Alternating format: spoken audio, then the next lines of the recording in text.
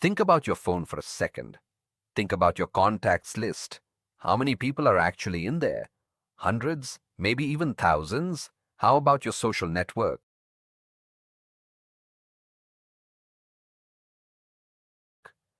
Now, ask yourself, how many of those people do you really know?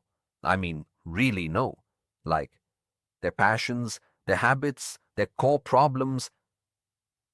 You don't.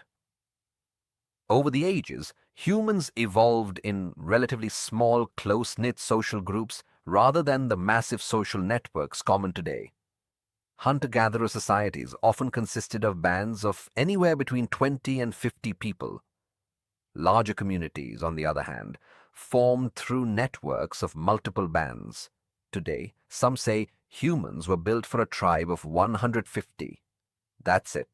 And the number is not some mumbo-jumbo conjured from thin air, but based on scientific study. Back in the day, that was our entire world.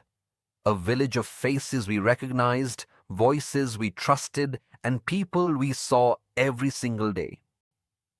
For 300,000 years, our brains evolved to handle that scale.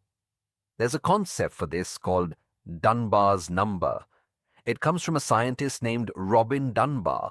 He's an anthropologist who spent his life studying how primates bond. He noticed a simple pattern.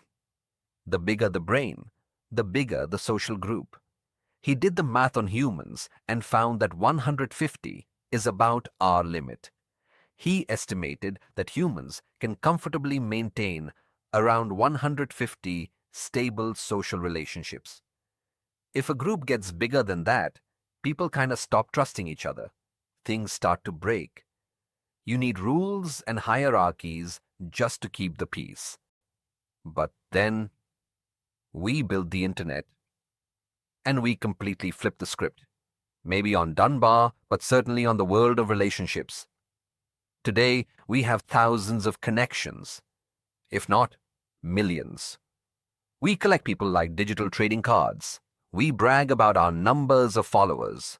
We watch their lives, their meals, and their moods, but from behind a screen. Here is the problem.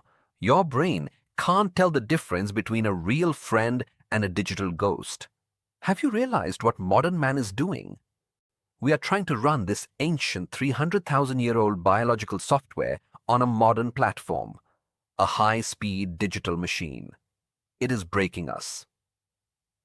Almost every human being's friend circle follows this pattern, by and large. Think about your own life. There are only a handful of people you call first when something big happens. A slightly larger group you see often. Then friends, colleagues, and acquaintances you know well enough to keep up with.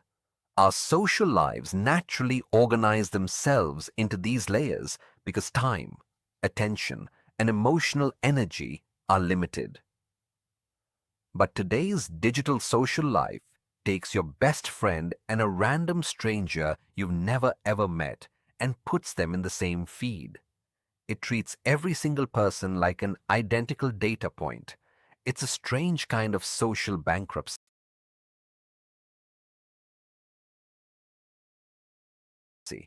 I realized this the other day when I caught myself feeling genuinely hurt that a person I've never actually spoken to, a person I just follow, didn't like a post of mine. I don't know their last name, I've never shared a meal with them, and if we were in the same room, we'd probably just look at our phones to avoid making eye contact. Yet, there I was, sitting in my kitchen, genuinely pondering if I'd offended a complete stranger in a city I've never visited. That is the true architecture of our modern life. We are losing sleep over the opinion of a ghost we haven't even invited to the party. We are more connected than anyone else in history. Yet, look around. We have never been more surrounded by so many strangers masquerading as relations. No doubt, we ain't living in a village anymore. We are living in a crowd. The world is better connected than ever before. But most of our contacts are ghosts. with a handful of people who you can touch and feel and have a drink with, sprinkled intermittently. We spend all day waiting for a connection that, honestly, almost never happens. We've traded the real, messy, difficult work of building a friendship for the quick hit of a notification. All of which makes me wonder, are we actually getting better at being human?